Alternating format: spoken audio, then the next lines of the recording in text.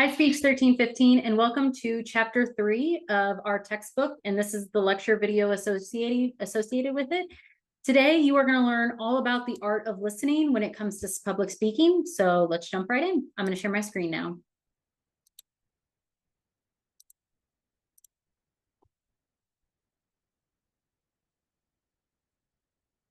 So, poor listening skills. After listening to a 10-minute presentation, how much is understood and actually retained?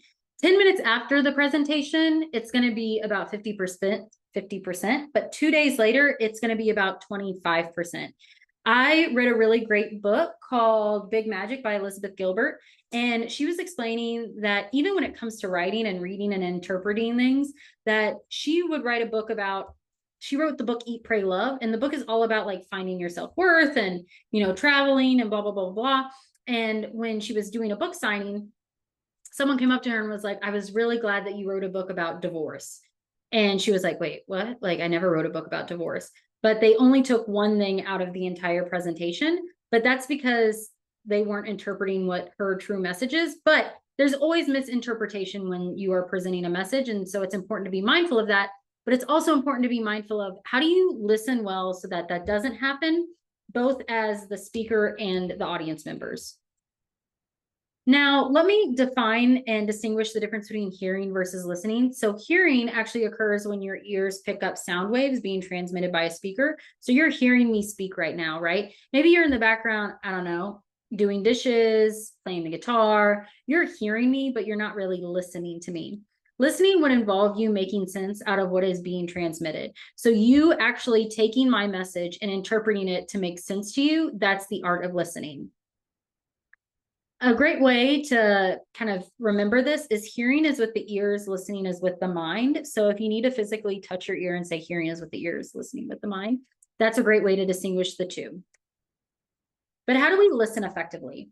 So the first and foremost, you need to prepare yourself physically and intellectually. So for you to actually listen to this lecture video, you may need to physically put yourself in a calm and quiet environment and prepare yourself intellectually. Maybe you read up on the chapter before you watch this video. Maybe you're taking notes. Maybe you did the homework beforehand or reviewed the homework questions beforehand to prepare, but you need to prepare yourself physically and intellectually.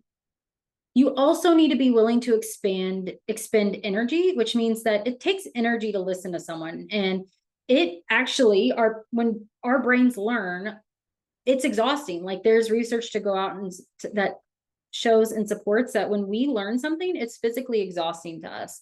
And so be willing to take the time and energy to listen effectively and analytically, which means that you're actually deciphering and interpreting what someone says. And you can do this by taking notes. So hopefully you are taking notes through this video and jotting down some of the main key things that I'm saying. Now, going back to the notes part, there's a couple of different ways how we can interpret notes. I personally like writing down some of the key big things. I just personally like to focus one-on-one with the speaker, and then I jot down like main key things I want to go back to. But it's always good to go back after the presentation, and there's research to support that this is beneficial to your learning capabilities after the presentation to go back and kind of either write down a journal entry. So maybe I have written down the main key things that I've heard and listened to in the presentation. But remember, we lose that information 2 days after. But to solidify that information, I might go back and fill in the blanks of what the speaker said regarding those main topics. Similarly, you have the option of taking the speaker's message and analyzing it and sorting it into main ideas, support, and follow-up questions you have for them. Another option is option B, because it's sometimes hard to distinguish between main ideas and subpoints while a speaker is talking. Some listeners jot down one item per line, and then later the listener can analyze the notes using highlighters to focus on key ideas and red pen for follow-up items. This is another option of just a tactic to help you listen effectively. Make sure that when you're listening that you resist distractions, whether that's auditory, such as like headphones, earbuds, visual distractions, such as TikTok videos, physical distractions, like, for example, running or walking, and mental distractions. Maybe you had a really stressful day. Maybe you lost a loved one. When traumatic depressing episodes fall upon us, it's really hard for us to listen to others and retain information. So try and resist these distractions as much as possible. Also, it's important to avoid fake listening. As you know, you've probably heard, potentially maybe, that if you look at someone between their eyebrows or focus on their nose, that it'll make it look like you're listening to them when in reality you're not. This is fake listening. Remember, you may be hearing them, but it's important to listen to them because you never know when that information is going to be beneficial to you. And you also want to develop the relationship, and listening is super important for interpersonal relationships, which can be discussed later on in another course, but it's important to avoid fake listening. It's also important to give every speaker a fair chance and to control your emotions. I think of this when it comes to politics, because a lot of times individuals may not want to give the other speaker a fair chance to listen to them, and they let their emotions kind of override their ability to truly listen to what the party is trying to say. So it's important to, in order to listen effectively, to come to a credible and educated conclusion about an individual, that you give them a fair chance and control your emotions. Now, you not only have responsibilities as a listen, when you are listening to someone, oh my goodness, when you're speaking, but also when you are the listener. But these are the responsibilities of the listener.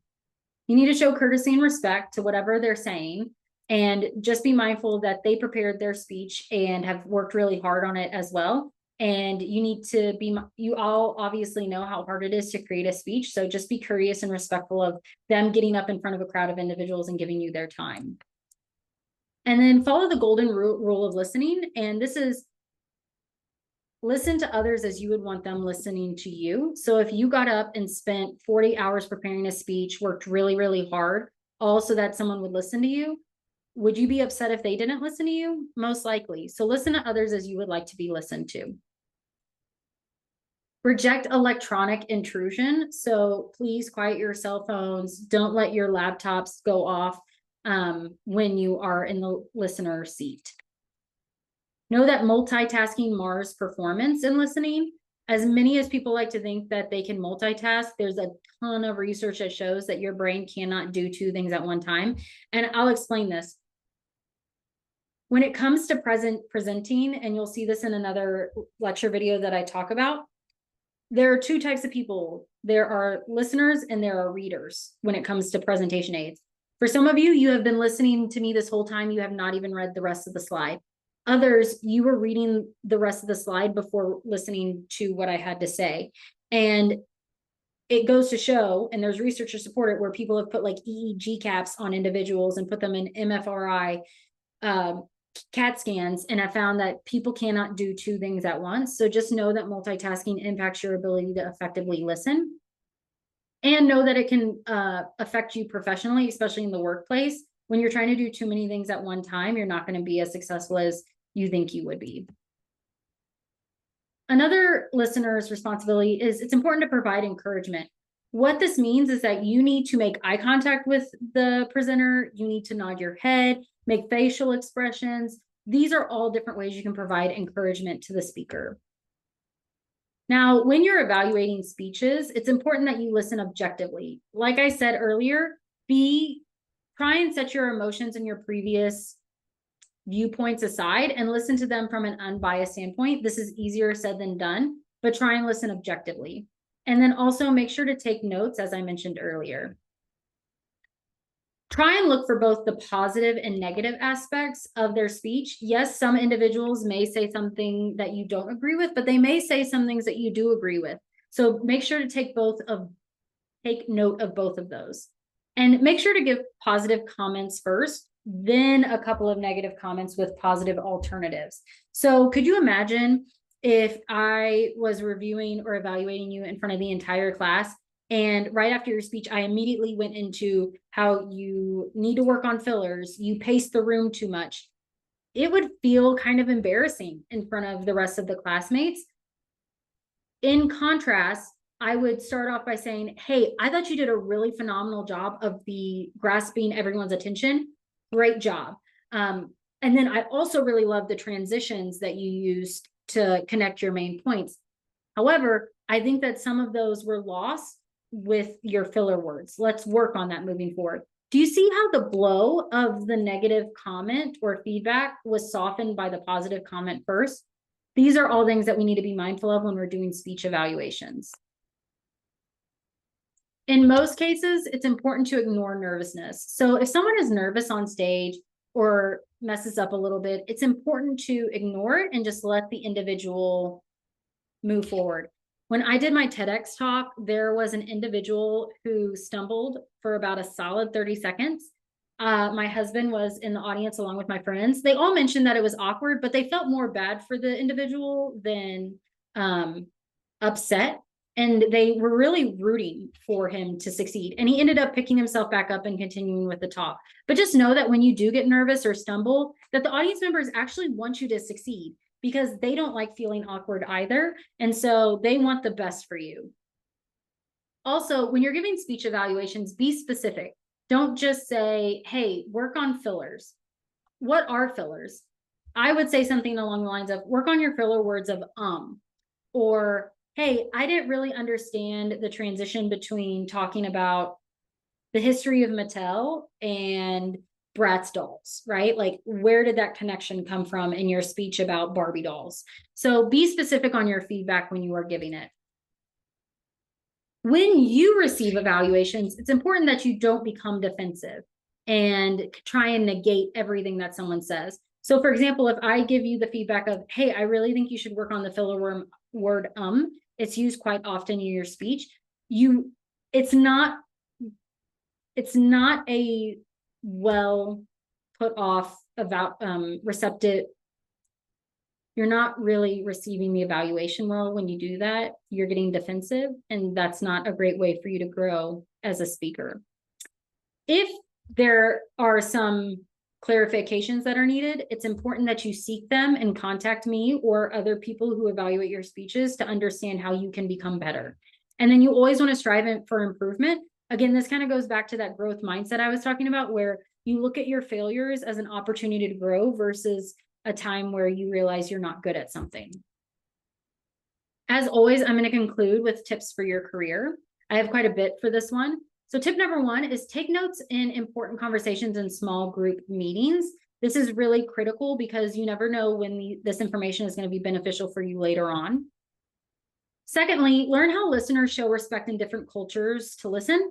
As you can see, we have an Asian woman here who is closing her eyes. And in the Asian culture, when individuals close their eyes, it's a sign of them truly trying to listen to you and showing respect for what you're saying, because they find it to be warm and meaningful. In the American culture, we would not deem this as them listening to us. We would say, like, why are you not paying attention? So it's important to know that listeners in other countries can have different cultural norms. And this may be important if you have a career where you have to travel or go out of the country. Thirdly, make sure to confront electronic rudeness. Obviously, if you see someone who has a phone out, don't be like, excuse me, hey, put your phone away, I'm talking. It's not the best way to address it. There are two or three main ways I would say you would address it. One is kind of like at the movie theaters, before you get up and present, just ask everyone kindly if they would please silence their cell phone. You can do it in a kind and respectful manner, right? You could say, I have kind of a long talk and I really would like your full undivided attention, right? Two, if someone's phone starts to go off, you may either A, decide that you continue to speak, or B, you pause so that the remaining listeners aren't distracted by the distraction. So that's one option. And then thirdly, I had one, give me 1 second. I'm gonna pull up my notes.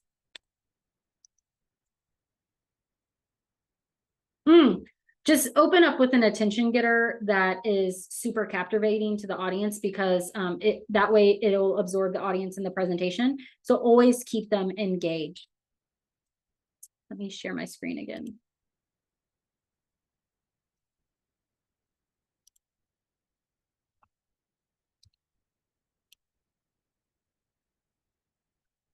I will also say this, people's attention spans have been declining rapidly for the last, 10, 20 years.